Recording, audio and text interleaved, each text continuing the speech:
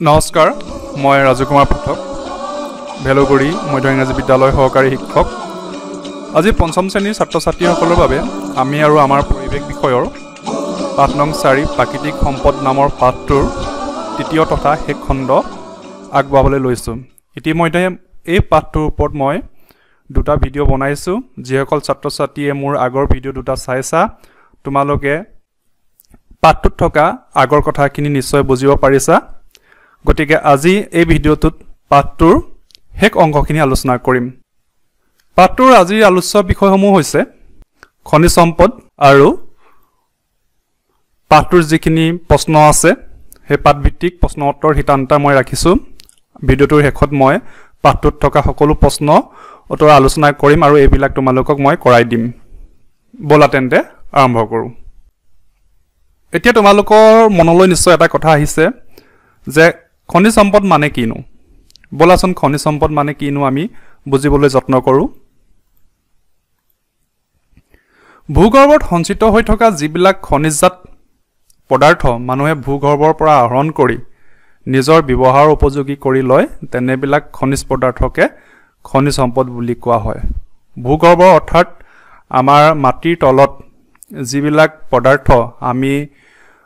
উলিয়াই আনি আমাৰ বিভিন্ন কামত আমি সেইবিলাক ব্যৱহাৰ উপযোগী কৰি লওঁ, সেই সকলো পদাৰ্থকে আমি খনিজ সম্পদ বুলি ক'ব পাৰোঁ। মই তোমালোকক কেইবিধমান খনিজ সম্পদৰ উদাহৰণ দি দিছোঁ, যেনে কয়লা, খাৰুৱা তেল, চূণশিল, লোহা ইত্যাদি। আমি খনিজ সম্পদৰ বিষয়ে আজি বিশদভাৱে আলোচনা কৰিম। এতিয়া তোমালোকে পৰিৱেশৰ পাঠ নং 4 27 নং পৃষ্ঠাটো উলিয়াই লোৱাচোন। খনিজ সম্পদ। অসম খনিজ সম্পদত চহকী। অসমত প্ৰধানকৈ কয়লা, খাৰুৱা তেল আৰু চূণশিল পোৱা যায়। আজি আমি পাঠটোত অসমত যিখিনি খনিজ পদাৰ্থ পোৱা যায়, বিশেষকৈ কয়লা, খাৰুৱা তেল আৰু চূণশিল, এই তিনিবিধ খনিজ সম্পদৰ বিষয়ে আলোচনা কৰিম। তোমালোকে মনোযোগেৰে কথাখিনি বুজিবলৈ যত্ন কৰিবা। প্ৰথমে চাওঁ কয়লা। বহু নিযুত বছৰৰ আগতে পৃথিৱীখন গছ গছনিৰে ভৰা জলাভূমি আছিল। ছাত্ৰ ছাত্ৰীসকল, যে বহু নিযুত বছৰৰ আগতে আমাৰ পৃথিৱীখনত কি হৈছিলে, যে বিভিন্ন গছ গছনিৰে ভৰি আছিল আৰু পৃথিৱীখনত বিভিন্ন ধৰণৰ ওখ চাপৰ জলাভূমি এনেকুৱা ধৰণৰ ঠাই আছিল। সেই সময়ত হোৱা প্ৰাকৃতিক দুৰ্যোগৰ ফলত এই গছ গছনিবোৰ ভূগৰ্ভৰ বহু তললৈ গৈছিল। কিন্তু কি হ'ল জানানে, যে আমাৰ কিছুমান প্ৰাকৃতিক দুৰ্যোগ সেই সময়ত আহিছিল, ভূমিকম্প, আগ্নেয়গিৰি উদগিৰণ বা তেনেকুৱা ধৰণৰ প্ৰাকৃতিক দুৰ্যোগৰ ফলত এই আমাৰ পৃথিৱীখনত যিবিলাক গছ গছনি আছিল, সেই গছ গছনিবিলাক ভূগৰ্ভ অৰ্থাৎ মাটিৰ তললৈ সোমাই পোত খাই গৈছিল। এই পোত যোৱা গছ গছনিবোৰৰ ওপৰত তৰপে তৰপে বোকা জমা হৈ কিছুমান স্তৰৰ সৃষ্টি হৈছিল। তাৰপিছত এই গছ গছনিবিলাক আমাৰ ভূগৰ্ভৰ তললৈ সোমাই যোৱাৰ পিছত তাৰ ওপৰত বোকা এনেকৈ জমা হৈ হৈ এটা তৰপ সৃষ্টি হৈছিল আৰু এইদৰে এটা স্তৰৰ পিছত আনটো স্তৰৰ সৃষ্টি হৈছিল। ভূগৰ্ভৰ তলিত পোত যোৱা এই গছ গছনিবোৰ লাহে লাহে ভূপৃষ্ঠৰ প্ৰচণ্ড চাপ আৰু ভূগৰ্ভৰ তাপৰ প্ৰভাৱত কয়লালৈ পৰিৱৰ্তিত হৈছিল। যেতিয়া আমাৰ এই গছ গছনিবিলাক মাটিৰ তললৈ সোমাই গৈছিল, তেতিয়া আমাৰ ভূপৃষ্ঠৰ যি চাপ বা হেঁচা আৰু আমাৰ ভূগৰ্ভত থকা তাপৰ প্ৰভাৱত কয়লালৈ পৰিৱৰ্তন হৈছিল। প্ৰকৃতিত পোৱা সবাতোতকৈ গুৰুত্বপূৰ্ণ ইন্ধনৰ ভিতৰত কয়লা অন্যতম। আৰু তোমালোকে নিশ্চয় জানা যে আমাৰ যিবিলাক খনিজ দ্ৰব্য আমি ইন্ধন হিচাপে ব্যৱহাৰ কৰোঁ, তাৰ ভিতৰত কয়লাই অত্যন্ত গুৰুত্বপূৰ্ণ ভূমিকা গ্ৰহণ কৰিছে। এতিয়া আমি অসমত কয়লা ক'ত ক'ত পায় চাওঁ আহা। অসমৰ মাকুম, লিডু, মাৰ্ঘেৰিটা, জয়পুৰ আদিত কয়লা পোৱা যায়। মাকুমৰ কয়লা খনি অতি পুৰণি। যে অসমৰ আমাৰ মাকুম, লিডু, মাৰ্ঘেৰিটা, জয়পুৰ এই টুকুৰাত প্ৰচুৰ পৰিমাণে কয়লা উৎপন্ন হয়। ইয়াৰ ভিতৰত মাকুমত থকা যিটো কয়লা খনি আছে, সেইটো আমাৰ অসমৰ ভিতৰতে আটাইতকৈ পুৰণি কয়লা খনি। এই ঠাইকেইখনৰ উপৰিও কাৰ্বি পাহাৰৰ কয়লাজান হিলভেটা আদিত কম পৰিমাণে উৎকৃষ্ট মানৰ কয়লা পোৱা যায় যে আমাৰ মাকুম লিডুৰ উপৰিও কাৰ্বি পাহাৰৰ কয়লাজান হিলভেটা আদিতো কম বেছি পৰিমাণে কয়লা পোৱা যায় কয়লাৰ খনিত কাম কৰি বহুতো মানুহে জীৱিকা নিৰ্বাহ কৰে তোমালোকে নিশ্চয় জানা যে আমাৰ এই কয়লা মাটিৰ তলত পুত খাই থাকে গতিকে ইয়াক উলিয়াই আনিবলৈ আমি সেই মাটিখিনি খান্দিব লাগে আৰু মাটিত খান্দিবলৈ আমাক মানুহৰ প্ৰয়োজন হয় আৰু সেই মানুহবিলাকে কি কৰে য'ত কয়লা থকা অমান পোৱা যায় তাত মানুহবিলাকে মাটি খনন কৰি তাৰ পৰা কয়লা উলিয়াই আনে আৰু এনেদৰে আমাৰ কয়লাৰ খনিত কাম কৰিও বহুতো মানুহে জীৱন নিৰ্বাহ কৰি আহিছে কিন্তু কেতিয়াবা কয়লা খনিৰ পৰা অবৈজ্ঞানিক প্ৰণালীৰে মুক্ত খননৰ দ্বাৰা কয়লা আহৰণ কৰাৰ ফলত ওচৰৰে পাজৰৰ পৰিৱেশ প্ৰদূষিত হোৱা দেখা যায় কিন্তু তোমালোকে নিশ্চয় জানা যে কয়লাৰ ৰং কলা গতিকে কেতিয়াবা মানুহে কি কৰে অবৈজ্ঞানিক প্ৰণালীৰে মুকলিভাৱে কয়লা খন্দাৰ ফলত ওচৰৰ পাজৰ যিবিলাক ঠাই আছে সেই ঠাইবিলাক এনেকুৱা খনন কাৰ্যৰ কাৰণে প্ৰদূষিত হৈ পৰে খাৰুৱা তেল বহু নিযুত বছৰৰ আগতে সাগৰ মহাসাগৰ আদিত থকা হেলুই জাতীয় উদ্ভিদ আৰু সৰু সৰু প্ৰাণীবোৰৰ মৃত্যু হোৱাৰ পিছত সাগৰ মহাসাগৰ বহু তললৈ গৈ বোকাৰ মাজত পুত গৈছিল যে বহু নিযুত বছৰৰ আগতে কি হৈছিল আমাৰ সাগৰ মহাসাগৰত যিবিলাক হেলুই জাতীয় উদ্ভিদ আছিল সৰু সৰু প্ৰাণী আছিল সেইবিলাকৰ প্ৰাকৃতিক কাৰণত মৃত্যু হোৱাৰ পাছত সাগৰ মহাসাগৰৰ বহু তলত যিবিলাক বোকা আছিল সেই বোকাৰ মাজত পুত খাই গৈছিল এফালৰ পৰা এই মৃত উদ্ভিদ আৰু প্ৰাণীবোৰে ভূপৃষ্ঠৰ প্ৰচণ্ড চাপ ভূগৰ্ভৰ তাপ আৰু বেক্টেৰিয়াৰ ক্ৰিয়াৰ ফলত খাৰুৱা তেল আৰু প্ৰাকৃতিক গেছলৈ পৰিণত হয় এতিয়া এই কথাখিনি মন দি শুনিবা যে আমাক ইয়াত কৈছে যে খাৰুৱা তেল আৰু প্ৰাকৃতিক গেছ কেনেকৈ সৃষ্টি হ'ল যে যেতিয়া সেই উদ্ভিদবিলাক আৰু প্ৰাণীবিলাক মৰি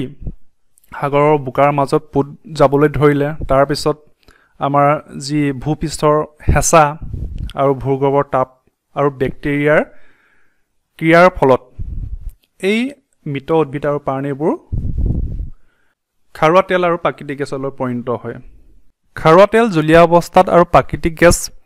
গেছীয় অৱস্থাত থাকে তোমালোকে এইখিনিতে এটা কথা মন কৰিবা যে খাৰুৱা তেল সদায় জুলীয়া অৱস্থাত থাকে আৰু আমাৰ যি প্ৰাকৃতিক গেছ আছে প্ৰাকৃতিক গেছ গেছীয় অৱস্থাত থাকে খাৰুৱা তেলসমূহ শিলৰ স্তৰৰ মাজতো পোৱা যায় তোমালোকে এটা কথা মন কৰিবা আমাৰ যিবিলাক খাৰুৱা তেল আছে আমাৰ ভূগৰ্ভৰ তলত যিবিলাক শিলৰ স্তৰ আছে সেই স্তৰবিলাকৰ মাজতো এই খাৰুৱা তেল পোৱা যায় সাগৰ তলিৰ নিচিনা ভূগৰ্ভতো খাৰুৱা তেল পোৱা যায় অসমত খাৰুৱা তেল থকা ঠাইকেইখন হ'ল নাহৰকটীয়া হুগ্ৰীজান মৰাণ ৰুদ্ৰসাগৰ গেলেকী লাকুৱা আদি আমাৰ অসম খাৰুৱা তেলৰ কাৰণে যথেষ্ট বিখ্যাত আমাৰ অসমত কেইখনমান ঠাইত খাৰুৱা তেল প্ৰচুৰ পৰিমাণে পোৱা যায় সেইকেইখন হ'ল নাহৰকটীয়া হুগ্ৰীজান মৰাণ ৰুদ্ৰসাগৰ গেলেকী লাকুৱা আদি এতিয়া তোমালোকৰ কিতাপত চোৱাচোন যে আমাক হালধীয়াকৈ ইয়াত এহাৰি বাক্য দি থৈছে 1889 চনত ইংৰাজসকলে প্ৰথমতে ডিগবৈত খাৰুৱা তেলৰ সন্ধান পোৱায় তোমালোকে কথাটো মনত ৰাখিবা যে আমাৰ অসমত প্ৰথম খাৰুৱা তেলৰ সন্ধান ইংৰাজসকলে পাইছিল 1889 চনত আৰু সেই ঠাইটুকুৰা আছিল ডিগবৈ ভূগৰ্ভৰ পৰা আহৰণ কৰা খাৰুৱা তেলসমূহ শোধনাগাৰত শোধন কৰি লৈহে ব্যৱহাৰ কৰিব পাৰি তোমালোকে এটা কথা মনত ৰাখিবা যে আমাৰ ভূগৰ্ভৰ পৰা যিবিলাক আমি খাৰুৱা তেল উলিয়াওঁ সেইবিলাক সিধাই আমি ব্যৱহাৰ কৰিব নোৱাৰোঁ ইয়াক ব্যৱহাৰৰ উপযোগী কৰি তুলিবলৈ আমাক শোধনাগাৰ লাগিব আৰু শোধনাগাৰত এইবিলাক আমি শোধন কৰিহে আমি আমাৰ বিভিন্ন কামত ব্যৱহাৰ কৰিব পাৰোঁ শোধনাগাৰত তেল শোধন কৰি পেট্ৰল ডিজেল কেৰাচিন নেপথেলিন মম আদি পৃথক কৰা হয় যেতিয়া খাৰুৱা তেলবিলাক আমাৰ শোধনাগাৰত শোধন কৰা হয় তাৰ পিছত আমি এই খাৰুৱা তেলৰ পৰা পেট্ৰল ডিজেল কেৰাচিন নেপথেলিন মম আদি আমি প্ৰস্তুত কৰোঁ আৰু আমি এইবিলাক আমাৰ নিজৰ নিজৰ কামত ব্যৱহাৰ কৰোঁ অসমৰ ডিগবৈ নুনমাটি বঙাইগাঁও আৰু নুমলীগড়ত তেল শোধনাগাৰ আছে যে আমাৰ অসমত বৰ্তমান 4টা তেলৰ শোধনাগাৰ আছে ডিগবৈ নুনমাটি বঙাইগাঁও আৰু নুমলীগড় শোধনাগাৰত তেল শোধন কৰি আমাৰ ৰাজ্যত ব্যৱহাৰ কৰাৰ উপৰি পাইপযোগে কিছু অংশ অসমৰ বাহিৰলৈ পঠিওৱা হয় এই শোধনাগাৰত যিমানখিনি তেল শোধন কৰা হয় সেইবিলাক আমাৰ ৰাজ্যৰ মানুহে ব্যৱহাৰ কৰাৰ উপৰিও ইয়াৰে কিছু অংশ আমাৰ অসমৰ বাহিৰলৈও পঠিওৱা হয়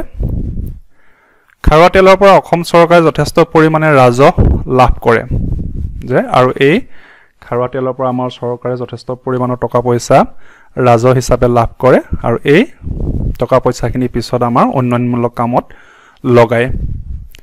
খাৰুৱা তেল আৰু প্ৰাকৃতিক গেছৰ ওপৰত ভিত্তি কৰি অসমত কিছুমান উদ্যোগ গঢ়ি উঠিছে যে খাৰুৱা তেল আৰু প্ৰাকৃতিক গেছৰ ওপৰত ভিত্তি কৰি কি হৈছে আমাৰ অসমত কিছুমান কল কাৰখানা উদ্যোগ গঢ়ি উঠিছে আৰু এইবিলাকত আমাৰ বিভিন্ন ধৰণৰ বস্তু উৎপাদন হৈছে আৰু এইবিলাকে আমাৰ ৰাজ্যৰ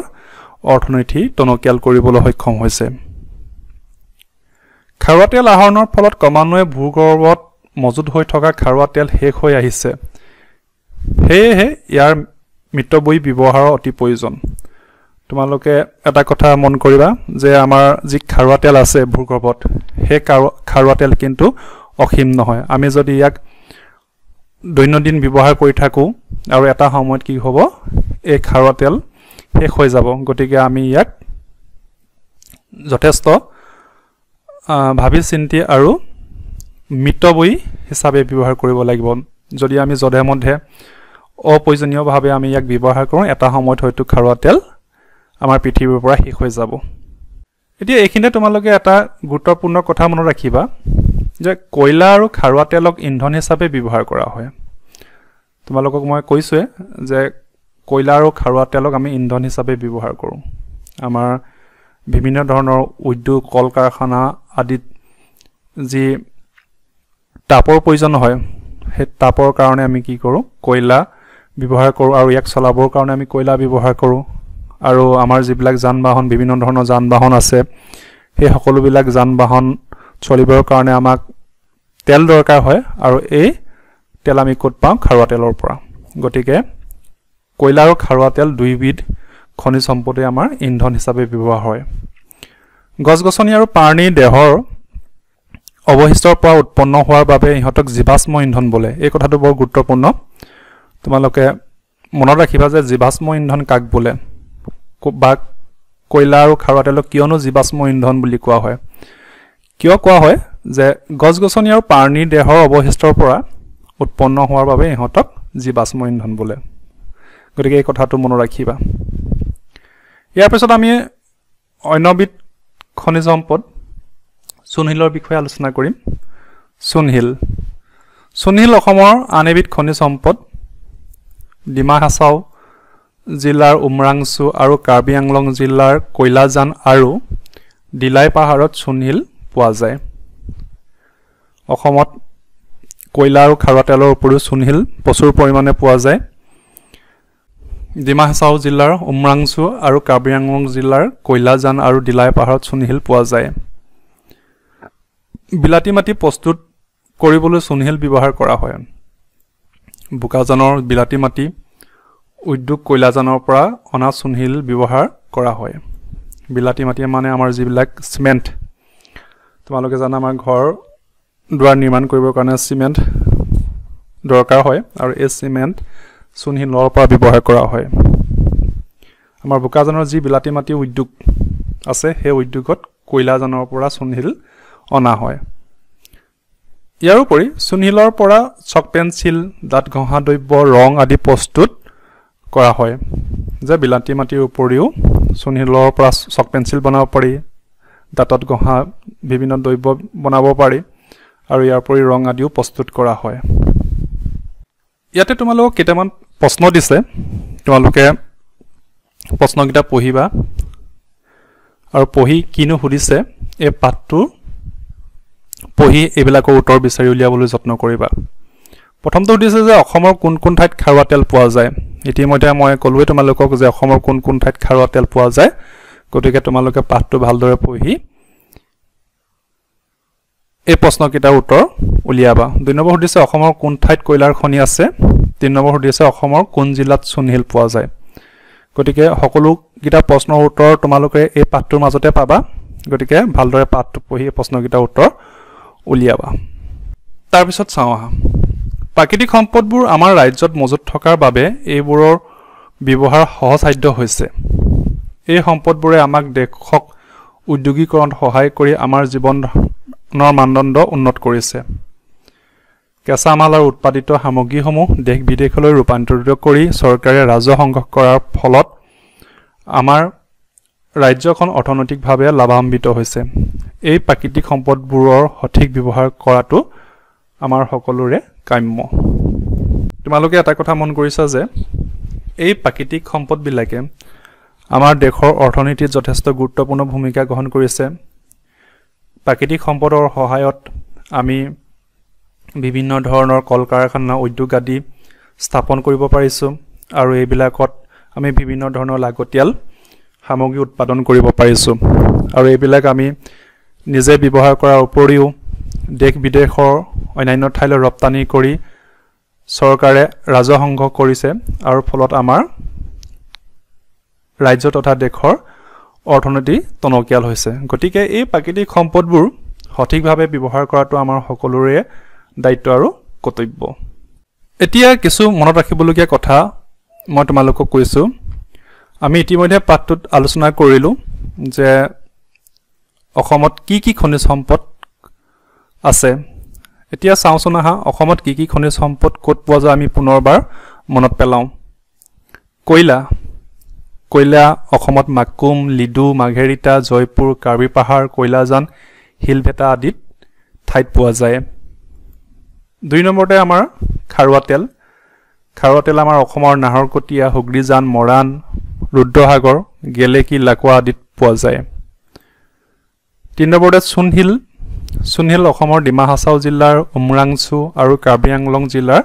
কয়লাজান আৰু দিলাই পাহাৰ আদিত পোৱা যায় গতিকে তোমালোকে এই কথাখিনি মনত ৰাখিবা আমাৰ অসমৰ কোন কোন ঠাইত কি খনিজ সম্পদ পোৱা যায় অসমৰ তেল শোধনাগাৰসমূহ এটো এটা বৰ গুৰুত্বপূৰ্ণ কথা অসমৰ তেল শোধনাগাৰ কোন কোন ঠাইত আছে 1 নম্বৰ ডিগবৈত আছে নুনমাটিত আছে বঙাইগাঁৱত আছে নুমলীগড়ত আছে আমাৰ 4খন ঠাইত তেলৰ শোধনাগাৰ আছে গতিকে এইখিনি কথাও মনত ৰাখিবা মনত ৰাখিবলগীয়া কিছু কথা 1 নম্বৰতে খাৰুৱা তেল শোধন কৰি পেট্ৰল ডিজেল কেৰাচিন নেপথেলিন মম আদি প্ৰস্তুত কৰা হয় ইতিমধ্যে তোমালোকক মই পাঠটো আলোচনা কৰোঁতে এই কথাখিনি কৈছিলো তথাপি মই তোমালোকক পুনৰবাৰ এই কথাখিনি মনত পেলাই দিছো 2 নম্বৰতে চুনশিলৰ পৰা সিমেন্ট চক পেন্সিল দাঁতত ঘঁহা দ্ৰব্য ৰং আদি প্ৰস্তুত কৰা হয় গতিকে তোমালোকে খাৰুৱা তেলৰ পৰা কি দ্ৰব্য সামগ্ৰী প্ৰস্তুত কৰা হয় চুনশিলৰ পৰা কি দ্ৰব্য সামগ্ৰী প্ৰস্তুত কৰিব পাৰি এই কথাবিলাক মনত ৰাখিবলৈ যত্ন কৰিবা এতিয়া পাঠভিত্তিক প্ৰশ্ন উত্তৰ শিতানলৈ মই এই পাঠটোত থকা সকলোবিলাক প্ৰশ্নৰ উত্তৰ তোমালোকক আলোচনা কৰি বুজাই দিম আৰু এইবিলাকৰ উত্তৰ কৰাই দিম প্ৰথমতে আমাক সুধিছে যে অসমৰ হাবিত পোৱা 4বিধ মূল্যৱান উদ্ভিদৰ নাম ইয়াৰ উত্তৰটো হ'ব শাল চেগুন তিতাচপা কৰৈ খ নম্বৰ প্ৰশ্ন বাৰিষা কালত খেতি কৰা 4বিধ পাচলিৰ নাম উত্তৰ লাও জিকা ভোল কোমোৰা অসমৰ 3খন বিলৰ নাম উত্তৰটো হৈছে দীপৰ বিল চান্দুবি বিল সামগ্ৰী বিল ঘ নম্বৰ প্ৰশ্নটো সুধিছে অসমৰ বনজ সম্পদৰ ওপৰত ভিত্তি কৰি গঢ়ি উঠা দুটা উদ্যোগৰ নাম উত্তৰটো হ'ল জুইহলা আৰু প্লাইউড উদ্যোগ উঙ বিলাতী মাটি প্ৰস্তুত কৰিবলৈ ব্যৱহাৰ কৰা খনিজ সম্পদবিধৰ নাম উত্তৰটো হৈছে চুনশিল প্ৰথম চুনশিলৰ পৰা প্ৰস্তুত কৰা দুবিধ বস্তুৰ নাম উত্তৰটো হৈছে চক পেঞ্চিল দাঁতত ঘঁহা দ্ৰব্য তোমালোকে এই প্ৰশ্ন উত্তৰবিলাক তোমালোকৰ বহিত টুকি ল'বা ইয়াৰ পিছত আছে ক অংশৰ লগত খ অংশ মিলোৱা ইয়াত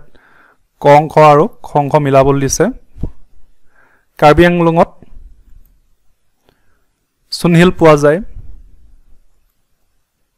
ডিগবৈত তেল শোধনাগাৰ আছে নাহৰ কটিয়াত খাৰুৱা তেল পোৱা যায় মৰাণত তৈলক্ষেত্ৰ আছে এইখিনি তোমালোকে এনেদৰে মিলাবা 3 নম্বৰ খালি ঠাই পূৰ কৰা ক প্ৰাকৃতিকভাৱে পোৱা সকলো সামগ্ৰী খালি ঠাই নহয় খালি ঠাইত হ'ব সম্পদ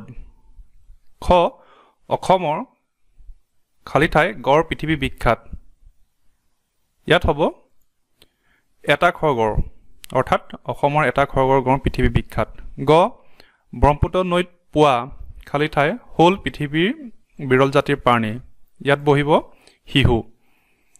ঘ ভূপৃষ্ঠৰ পানীভাগৰ দৰে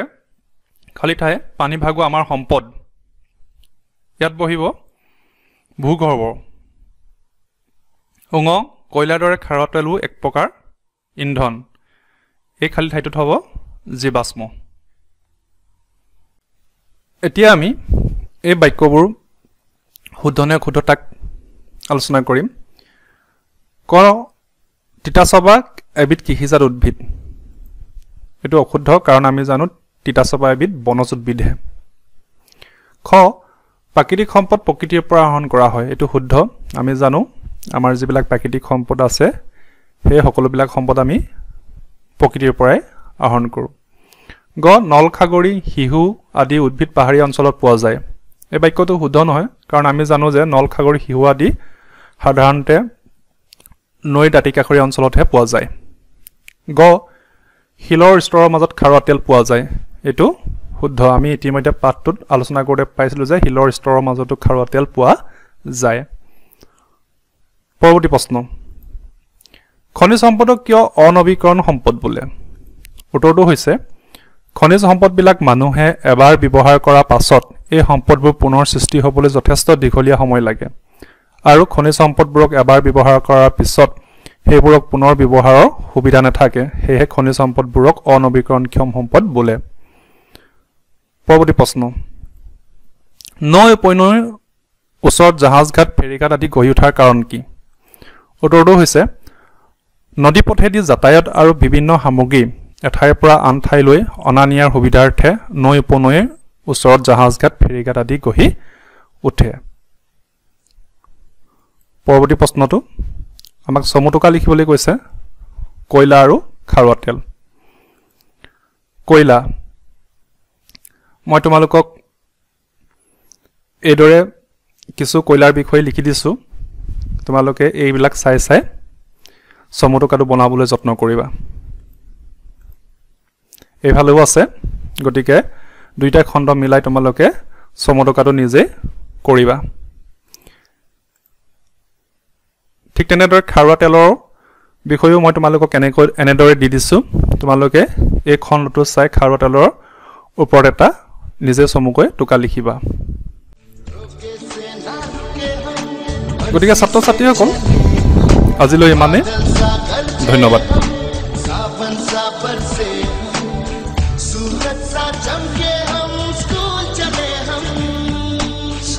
चले हम